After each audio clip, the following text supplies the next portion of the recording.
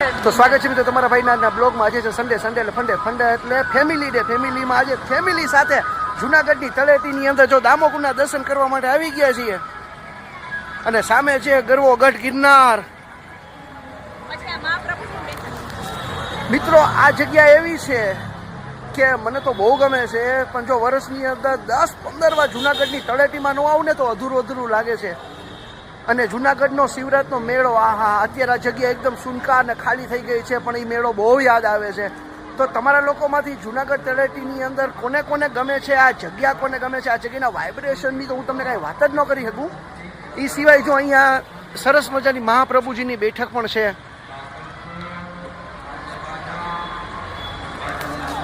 માટે તમે લોકો જુનાગઢ ક્યારે આવો છો, કેટલી વાર આવો છો, ને કોને કોને જુનાગઢ ગમે છે એ કમેન્ટ કરો. હું તો મારા ફેમિલી સાથે વર્ષમાં 10-15 વાર જુનાગઢની તળેટીમાં આવું જ છું, મને તો બહુ ગમે છે.